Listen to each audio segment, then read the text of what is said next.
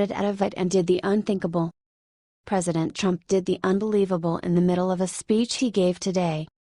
He honored Harry F. Miller during his speech at the annual Freedom Concert in Washington, D.C. Watch the incredible moment below. There is a second video at the bottom of this article that is even more incredible. How inspiring was that to hear the crowd chant Harry, Harry, Harry, in honor of our vets. If you don't know who Harry Miller was, here's what you need to know. Harry was only 15 when he joined the U.S. military during World War II. Harry lied about his age when he joined the armed forces. Harry was a hero at the infamous Battle of the Bulge. Here is his incredible story below. The third video at the bottom of the page is even better. Trump then made sure to close by announcing that God would become a staple of American pride again. We cannot force God out of this country, and Trump made that very clear. This is an amazing highlight from the speech. What do you think of this? Share your opinion.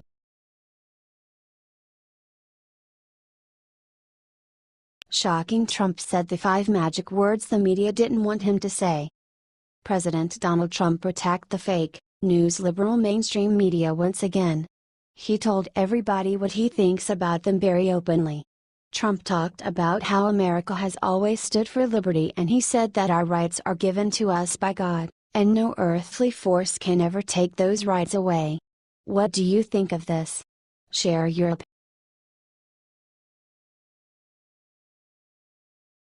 Game changer: the Democrats' worst nightmare just leaked and proves Trump was right all along. The investigations set up by the Democrats to take Trump down backfired massively on them. We all remember the Russian dossier that was passed around by reporters and used by the FBI to start the process of bringing Trump down.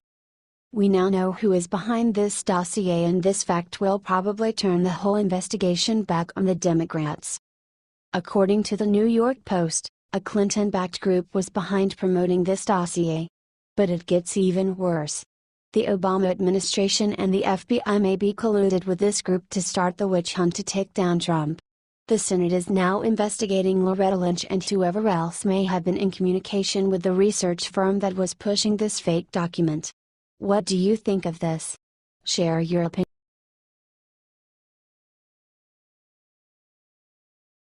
Caught red-handed. One document that could prove McCain's ties with Russia just erupts.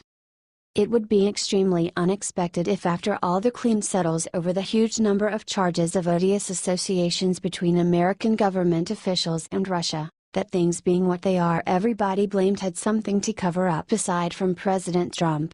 More unusual things have happened.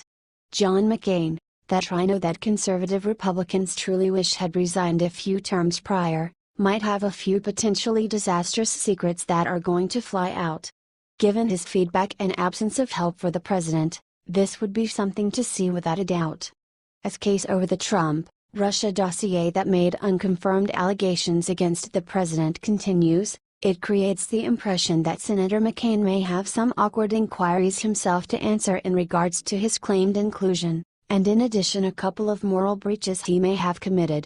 Senator John McCain faces questions in a defamation lawsuit about leaks leading to the publication of the now infamous dossier that alleged Donald Trump's campaign had connections with Russian operatives, McClatchy learned.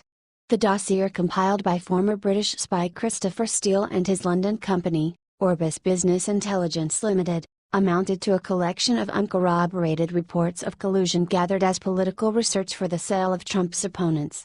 It proved explosive when published by the online news site BuzzFeed on January 10. Here's the place Mr. McCain's extraordinary resistance to President Trump may have educated his reasoning, bringing about his taking a few activities he may soon lament. Now, 2 lawsuits, one in the United States and a second in the UK, are being brought by lawyers for Alexei Gudarev, a Cyprus-based internet entrepreneur whom Steele's Russian sources have accused of cyber-spying against the Democratic Party leadership. According to a new court document in the British lawsuit, counsel for defendants Steele and Orbis repeatedly point to McCain, our Arizona, a vocal Trump critic, and a former State Department official as two in a handful of people known to have had copies of the full document before it circulated among the journalists and was published by BuzzFeed. The court document obtained by McClatchy confirms that Sir Andrew Wood, a former British ambassador to Moscow and a Russian advisor to former Prime Minister Tony Blair, discussed the 35-page dossier with McCain. While this is not definitive of evil conduct with respect to Mr. McCain, given his sentiment of President Trump and his longing to impede him, doubts with respect to the senator's activities and straightforwardness in talking about this are regular. McCain's spokesperson declined to comment on Monday on a new court document, pointing instead to January 11 statement from the veteran senator about the dossier. After examining the contents, and unable to make a judgment about their accuracy, I delivered the information to the director of the FBI, McCain said then. That's the extent of my contact with the FBI or any other government agency regarding this issue. So Mr. McCain says. Until further notice. Should he wind up affirming under oath, he may be talking a to some degree changed story. What do you think about this? Do not hesitate and write your thoughts in the comment section below. Thank you for reading. Team Culture D.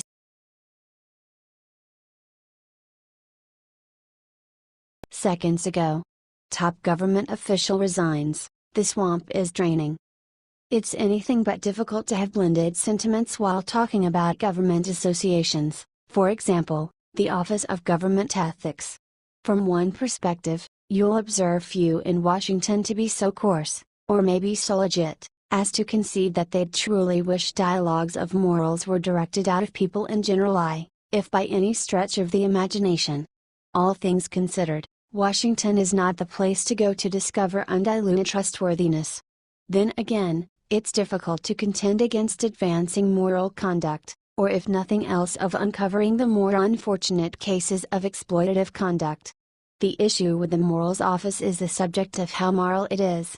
As such, by definition it has set itself over the shred, a troublesome position to keep up. So it comes as some stun when the leader of the Office of Government Ethics, Walter Shaub, just suddenly resigned. We're foreseeing that the left will utilize this in an endeavor to condemn President Trump, yet on the investigation, things may be somewhat not quite the same as that story. Shaub, an attorney, expressed dissatisfaction with the current situation at the OJ and announced that he accepted a new job at the nonpartisan Campaign Legal Center, NPR reports. Shaub did not elaborate further on the problems he had at the OJ, but he mentioned the desire for greater freedom to pursue reform. The current situation has made it clear that the ethics program needs to be stronger than it is, Shaub told NPR. At the Campaign Legal Center, I'll have more freedom to push for reform.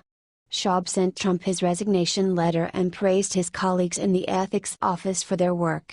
It sounds like Mr. Shaub is despondent with the president and his arrangements, in spite of the fact that he has limited his feedback to less open scenes. Shaub has a privilege to his opinion, however. How about we investigate his different sentiments? Shaub received a bipartisan reprimand from Congress shortly after Trump took office to criticize the president in a closed-door meeting. Some critics have questioned his objectivity towards Trump, citing his political donations to former President Barack Obama and prior defense of Hillary Clinton's ethics. Stop in that spot.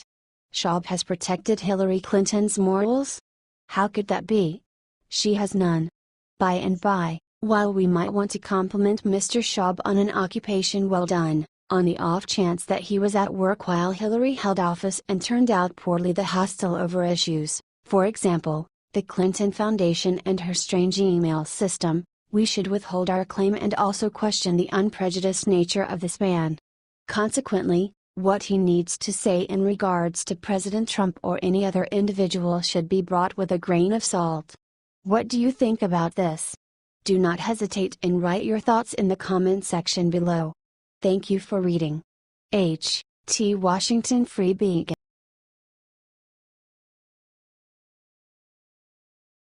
Massive news: Bernie Sanders escapes reporters' question about his wife's bank fraud. Bernie Sanders ignored the questions asked by Fox News reporters and the Associated Press about the recent investigation of his wife.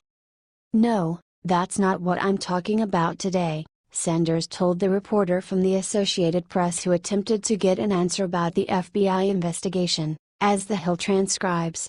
As reported previously, The FBI is looking into the possible falsification of loan documents by Jane Sanders while she was president of Burlington College. The liberal arts school closed down in May 2016 after bankruptcy and failing to meet accreditation standards. Well, I'm glad that you're interested in the fact that the Republican leadership is proposing legislation which would throw millions of people off of health insurance, Sanders responded to the Fox News reporter who asked if the socialist politician thought the investigation into his wife was still politically motivated, after other outlets had also reported on the story. What do you think of this? Share your opinion.